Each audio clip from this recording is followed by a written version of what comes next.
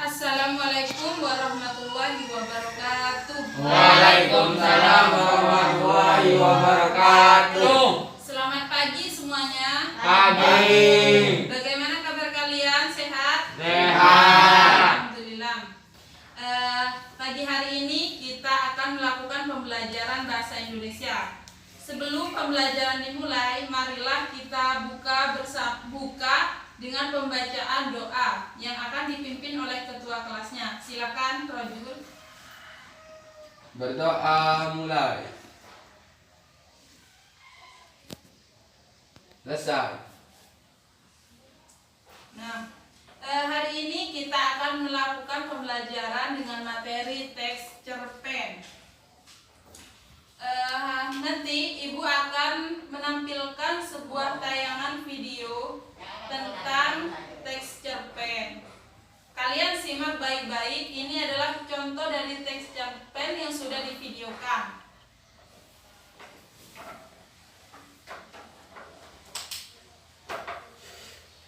Kelihatan? Sepulang sekolah, Maliki menemukan dompet di jalan menuju rumahnya. Dikarenakan Maliki adalah anak yang jujur, dompet tersebut diantarkan ke alamat pemiliknya yang ia ketahui dari KTP yang berada di dalam dompet. Ternyata dompet tersebut adalah milik Pak Haji Sobarin, tetangga sebelah rumahnya. Pak Haji, ini dompet Bapak bukan ya? Tanya Maliki sambil menunjukkan dompet yang baru ditemukannya. Betul-betul, itu dompet saya yang hilang. Saya cari di mana-mana tidak ketemu. Kamu nemunya di mana, Maliki? Tanya balik Pak Sobari. Maliki pun menjawab, itu di bawah pohon mangga, Pak, di depan rumah Pak Lurah. Setelah diterima dengan wajah gembira, dompet itu pun dibuka oleh Pak Haji Sobari. Tidak ada yang hilang dan uangnya masih utuh. Namun entah kenapa wajah Pak Haji terlihat bingung. Tidak ada yang hilang, tapi kok ada yang aneh ya? Tapi kenapa Pak Haji? Tanya Maliki. Pak Haji Sobarin pun menjawab, tadinya uang saya itu 100.000 satu lembar. Kok sekarang jadi 10.000 10 lembar? Jawab Pak Haji Sobarin. Oh itu, tadi sebelum kesini saya tukarkan uang Bapak di warung gado-gado milik Bu Uja sama recehan puluhan ribu. Soalnya kemarin saya juga nemuin dompet di jalan. Pas saya antar ke yang punya, saya nggak dapat persenan. Alasannya karena tidak ada uang receh. Jadi Maliki tadi nukerin dulu di uangnya, takut nggak dikasih bonus sama Pak Haji. Nah, setelah kalian menyimak video ini, sekarang coba kalian diskusikan bersama pasangan temannya di sebelahnya tentang apa sih pengertian dari teks cerpen, tujuannya, fungsi dan strukturnya menurut pemahaman dari kalian sendiri. Sekarang diskusikan. Nanti setelah kalian sudah berdiskusi, Ibu akan tunjuk perwakilan dari kalian untuk maju ke depan mempresentasikannya.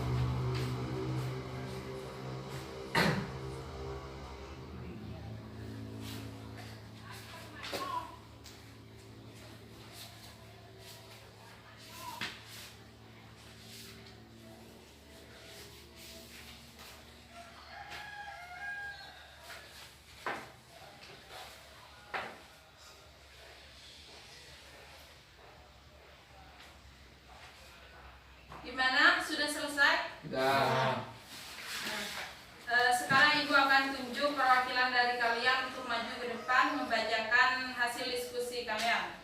Silakan Rojul maju ke depan. Bacakan dengan lantang ya. Pengertian cerpen adalah cerita pendek yang bersifat fiktif. Tujuan cerpen adalah untuk menghibur para pembacanya. Fungsi teks cerpen: 1. Memberikan pesan atau alamat. 2. Memberikan pelajaran dan lain-lain. Struktur cerpen: 1. Pendahuluan atau awalan. 2. Isi. 3. Penutup. Dah. Ya, silakan duduk kembali. Ya.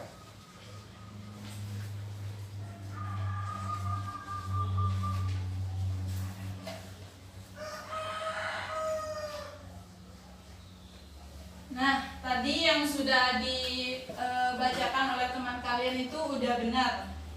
Pengertian teks cerpen sendiri adalah cerita pendek yang bersifat fiktif naratif.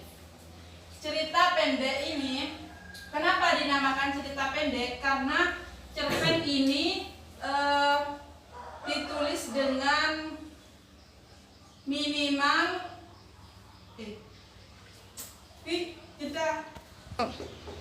Kenapa dinamakan cerita pendek? Karena cerita pendek ini ditulis kurang dari 10.000 kata. Jika sebuah cerita ditulis dari lebih dari 10.000 kata, maka bukan dinamakan dengan teks cerpen, tapi teks novel. Fiktif ini yaitu tidak nyata, jadi bersifat hayalan. Sedangkan naratif ini karena bentuk teks cerpen ini adalah narasi. Nah, tujuan teks cerpen ini untuk menghibur para pembaca.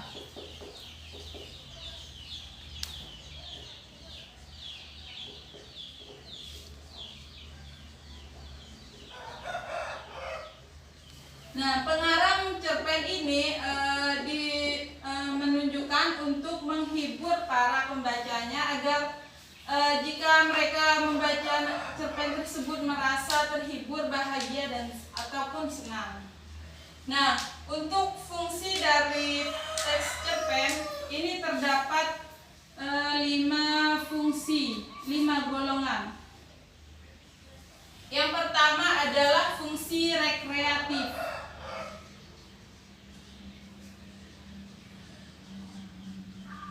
Ini fungsi rekreatif adalah memberikan kesan rasa gembira atau menghibur kepada para pembacanya. Ini disebut dengan fungsi rekreatif. Sedangkan yang kedua adalah fungsi didaktif. Fungsi didaktif ini adalah mengarahkan serta mendidik para pembaca akan adanya nilai-nilai kebenaran dan kebaikan yang terkandung di dalam sebuah teks cerpen. Yang ketiga ada fungsi estetis, di mana fungsi ini para pembaca melihat dari segi keindahan cerpen itu sendiri. Yang keempat adalah fungsi moralitas. Fungsi moralitas ini yakni fungsinya mengandung, cerpen tersebut mengandung nilai-nilai moral. Yang kelima atau terakhir fungsi religiusitas, di mana cerpen tersebut dapat mengandung ajaran-ajaran agama yang dapat dijadikan teladan bagi para pembacanya. Nah, sekarang kita beralih ke struktur teks cerpen. Struktur teks cerpen di sini ada 6. Yakni yang pertama ada abstrak. Yang kedua ada orientasi. Yang ketiga ada komplikasi. Yang keempat ada evaluasi. Yang kelima ada resolusi, yang keenam ada kode. Nah, di antara keenam struktur dari teks cerpen ini ada dua struktur yang bersifat opsional, boleh ada dan boleh tidak ada. Yaitu yang pertama ada abstrak dan ada koda. Ini struktur abstrak dan koda ini boleh ada dan boleh tidak ada dalam sebuah cerpen. Nah, abstrak sendiri adalah penghantar yang terdapat dalam cerpen, yaitu penghantar atau awalan yang terdapat dalam cerpen. Sedangkan orientasi itu adalah pengenalan tokohnya. Yang ketiga ini komplikasi. Nah, di dalam komplikasi ini nanti ada sebuah masalah yang timbul dalam cerpen itu sendiri. Yang keempat ini evaluasi, yakni penurunan dari masalah yang dari komplikasi tersebut. Yang kelima resolusi, yaitu pemecahan masalahnya. Nanti yang keenam ini koda, amanat atau pesan moral yang ingin disampaikan oleh penulisnya. Nah, itu adalah pengertian, tujuan, dan fungsi dan struktur dari teks cerpen. Nah, dari materi yang Ibu sudah